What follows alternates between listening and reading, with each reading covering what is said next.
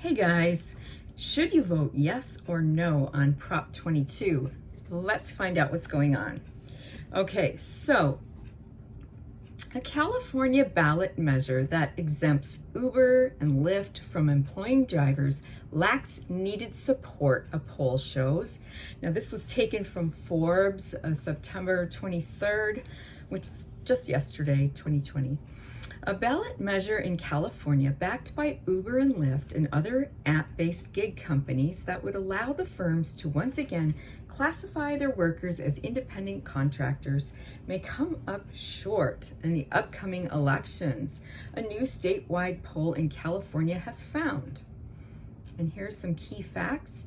The poll conducted by the University of California Berkeley Institute of Governmental Studies, which surveyed 5,906 people, found that 39% of voters are likely to vote yes on ballot measure Proposition 22, which is backed by the companies, while 36% say they would vote no on 36% said they would vote no, and 25% are still undecided.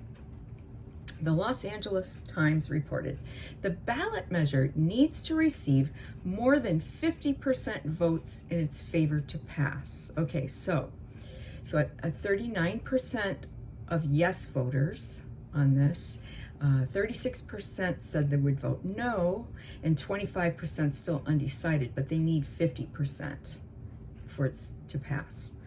Okay, so far, it says Proposition 22 is backed by various app-based companies who are opposed to California's Assembly Bill 5, a 2019 law that forces them to classify their operators as employees instead of independent contractors and provide them with proper benefits.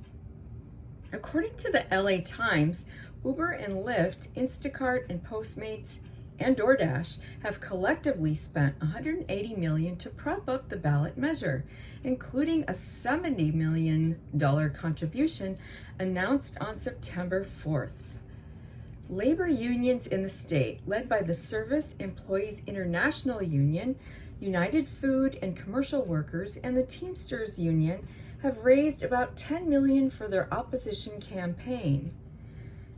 And then it says Jeff Vetter, a spokesperson for the Yes on 22 campaign, told the LA Times that the measure would provide independence to drivers, along with historic new benefits like a minimum earnings guarantee and health care, and will save hundreds of thousands of rideshare and delivery jobs and the service millions rely on. Okay, now here comes the chief critic.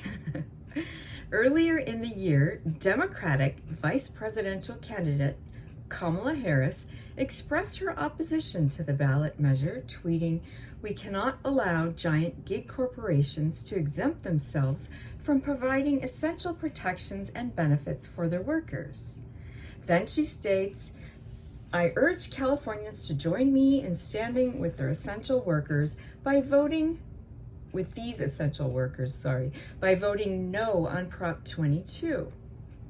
All right, now here's some key background here.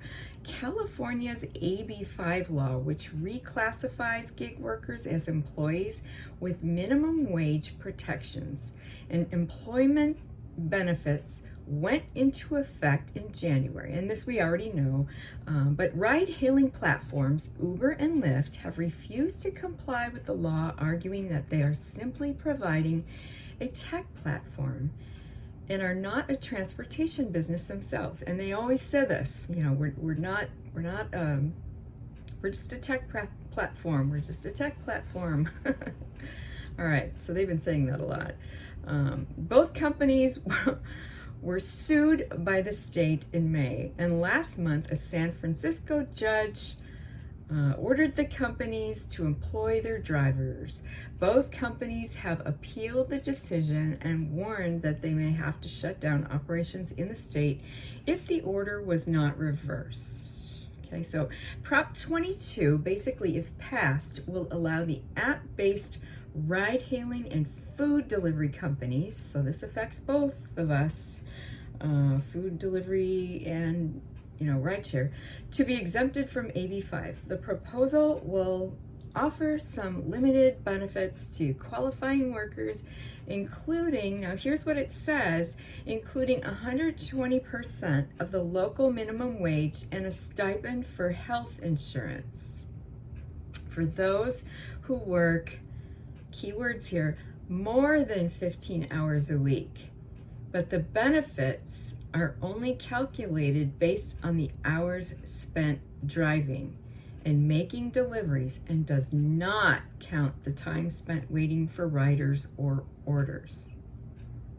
Okay, so this is important. So basically, if you work less than 15 hours a week, you won't get this 120% of minimum wage or health insurance at all. And I know a lot of people that work, they're only working a couple days a week. They're working maybe 12 hours at most.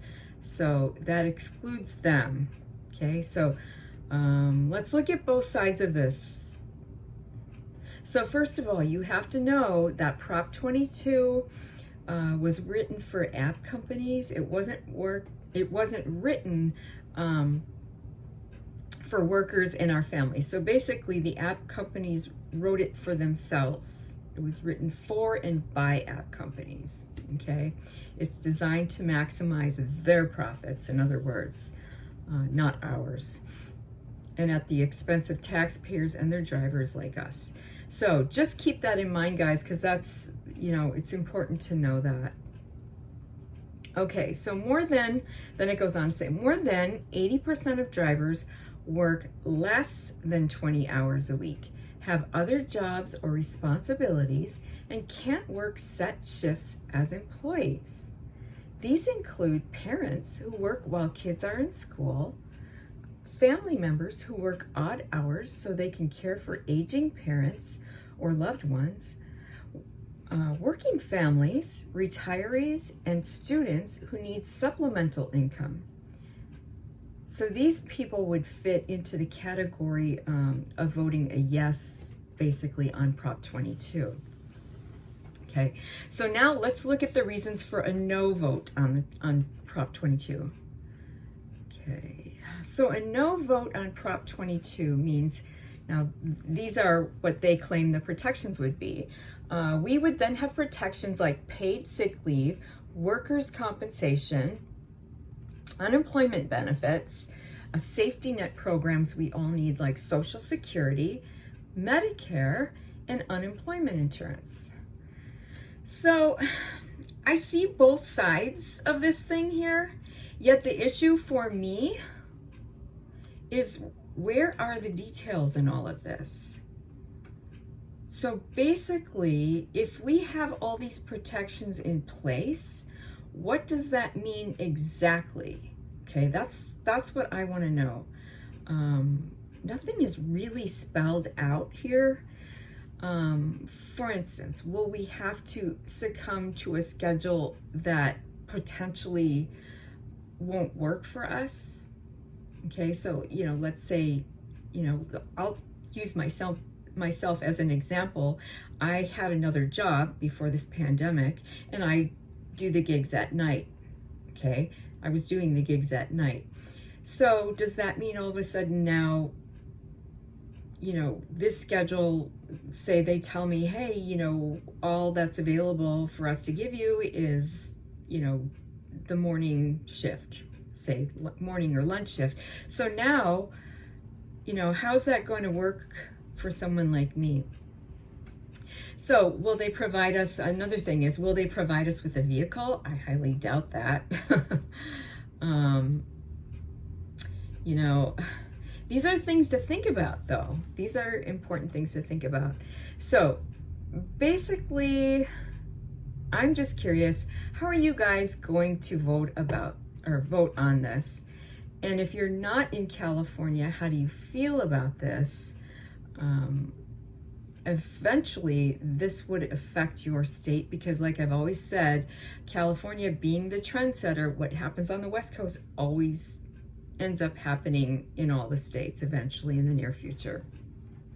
So, yeah, let me know what you think below. Okay, like, subscribe, and hit the notification bell so you always get when I give you future updates. Drive safe, guys, and I'll see you in the next video.